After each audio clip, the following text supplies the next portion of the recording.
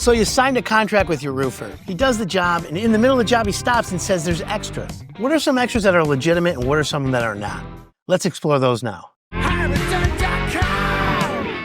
When you're meeting with a roofer and you're about to sign a contract to get things going, one of the questions I tell everyone to ask the roofers is this: what could potentially be an extra cost for my roof when you're in the middle of doing it? Because here's the thing, when they're ripping your roof off, it's exposed to the elements. The last thing you need to do, and if you're not home during the job, you're at work, is your phone rings and the roofer's like, oh no, Mrs. Jones, you have a lot of plywood that we have to replace and we have to charge you for the plywood. At that moment, your heart skips a beat, you're nervous, the anxiety's through the roof, and you're like, well, what is it gonna cost me? He's like, well, it's $100 a sheet. Okay, well, how many sheets? Well, we're about 20 sheets. $2,000? No. A good roofer should know if the whole house needs to be resheeted. And that's the deck, 4x8 sheets of plywood where the shingles go on top of that. Ask the question up front. Mr. Contractor, what are some items that will come up during the installation process of my roof that will cost me extra money that you're not sure of? Now you got to remember, roofers don't have x-ray vision. When you do get a roof quote, they get on the roof, sometimes they use a drone, and that's acceptable. They should go in your attic, or you should have a home inspector. There are companies today that bring a home inspector out as an independent set of eyes in your attic to see if there's any rotted plywood from the backside, if there's drips, there's leaks, there's any rusty nails, that's a sign of moisture. They also check for the bath fan. When you exhaust your bath fan, if it's exhausting into the attic, that's no good. That's a disaster. When you exhaust the bath fan into your attic, it creates an environment for mold, mildew, and terrible ways it'll rot your roof away.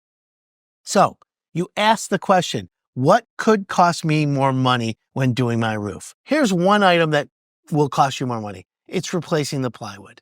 Roof decking.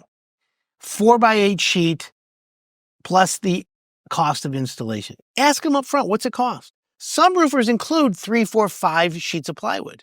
And by the way, when they show up to your job, they have plywood on their trucks. So ask that question and ask them, does the quote include extra plywood? Those are the things you need to know. Now, once they inspect your roof, they should be able to give you an idea of how many sheets you need to replace. Now remember, if you look in the attic at the back side, it could look good, but the other side that exposed to the elements under the shingles, that could be rotted, because sometimes plywood will rot and not go all the way through and you won't know.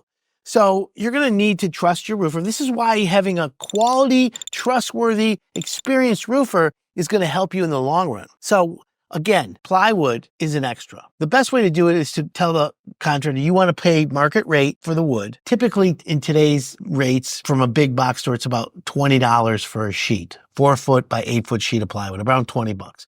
And then ask them for the installation cost. What is the labor? So market rate for the wood, and then what the installation. You should pay around $30 to $50 for the labor to install each sheet of plywood. And you should also know up front, you're not going to have that many if they did the proper inspection. Replacing roofing plywood or the roof deck, that's one item. What's another item? Connecting your bath fan, okay? Once they take the roof off and they see inside it, they can see whether or not the bathrooms are vented through the attic. You don't want to vent it into the attic. So there's a cost with the piping to vent it out. Sometimes they'll vent it straight up, or sometimes they'll go through and come out the soffit.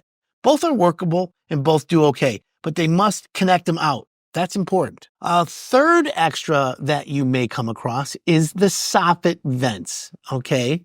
If you have plugged soffit vents, in order to have a roof system work properly, the roof must breathe. And how it breathes is air goes into the soffit, up the cavity, and then out the ridge or out a can vent. If any of those are plugged, they're going to have to pay to get the soffit vents cleaned. That's another cost. And then miscellaneous items like a broken truss, if there's some rotted wood, they'll be able to repair that and fix that.